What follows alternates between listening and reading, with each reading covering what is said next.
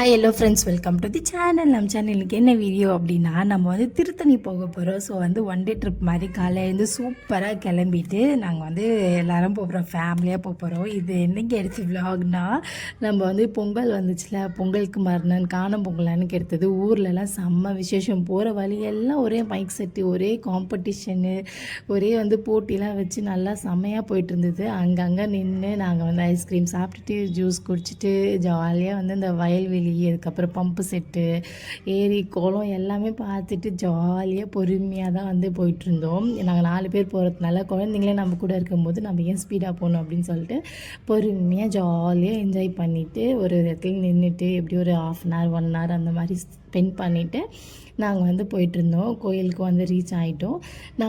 இத்து பிறந்தப்போ இத்துக்கு வந்து ஸ்டெப்ஸ் ஏறி போனோம். அந்த டைமில் வந்து நாங்கள் ஸ்டெப்ஸ் ஏறி போனோம். ரொம்ப கஷ்டங்க இந்த திருத்தணி மலை ஏறுறது. ஆனால் நீங்கள் போயிருந்தீங்க அப்படின்னா கமெண்ட் பண்ணுங்கள். நிறைய பேர் அதில் வந்து ஒரு பரிகாரம் மாதிரி, வேண்டுதல் மாதிரி லைனாக வந்து அந்த படிக்கட்டு ஃபுல்லாக மஞ்சள் குங்குமம் வச்சுட்டு ஏறுறாங்க. அதே மாதிரி வந்து ஸ்டெப்ஸில் முட்டி போட்டு ஏறுறாங்க. அப்புறம் ஒரு ஸ்டெப்புக்கும் கழுப்புரம் ஏற்றிட்டு ஏறுறாங்க. அந்த மாதிரி நிறைய ரிச்சுவல்ஸ் வந்து பண்ணிகிட்டு இருந்தாங்க. நாங்கள் போகும்போது நாங்கள் இங்கேருந்து வெறுமனை ஏறுறதுக்கே அவ்வளோ கஷ்டப்பட்டோம். இது வந்து இந்த டைம் வந்து நாங்கள் பைக்லேயே தான், தாரிக்கா பாப்பாலாம் இருக்கிறதுனால நாங்கள் வந்து பைக்லேயே தான் ஃபுல்லாகவே ஏறிட்டோம், மலைக்கு ஏறிட்டோம்.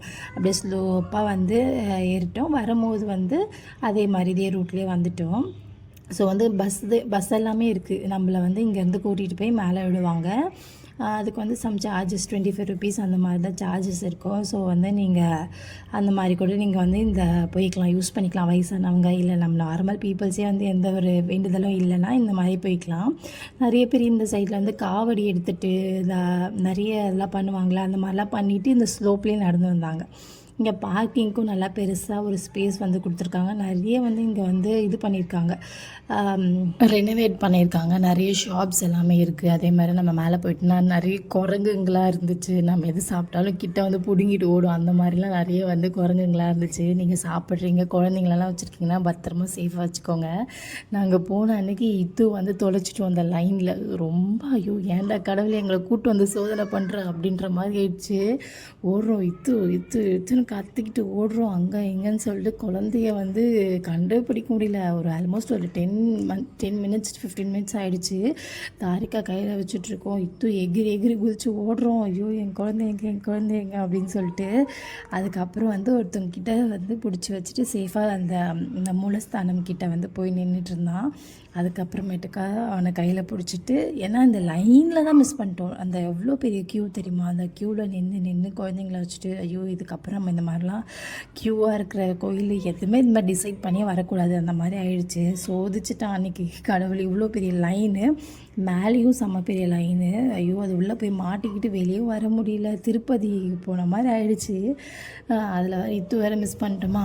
வெயிட் இந்த சந்தில் உள்ளே பூந்து நின்றுட்டு இருந்தான். சரி இங்கேயும் இல்லைடா, நாங்கள் வரும்போது உன்னை அப்படியே பிக்கப் பண்ணிக்கிறோம் அப்படின்னோம். அவன் என்ன பண்ணிட்டான், யாரோ கூப்பிட்டுட்டு போயிட்டாங்கன்னு சொல்லிட்டு எப்படியோ கூட்டிகிட்டு போனார். பத்திரமா சேஃபாக வந்து அதே இடத்துல வச்சுட்டு நின்றுருந்தார். நாங்கள் போயிட்டு அவனை வந்து பிக்கப் பண்ணிவிட்டு அப்படியே அப்போ தான் மனசு ரொம்ப ரிலாக்ஸ் ஆகிடுச்சு. அதுக்கப்புறமேட்டுக்கா அவனை வந்து பத்திரமா வந்து சேஃபாக கூட்டிகிட்டு வீட்டுக்கு வந்து சேர்ந்தாச்சு. வரும்போது வரையெல்லாம்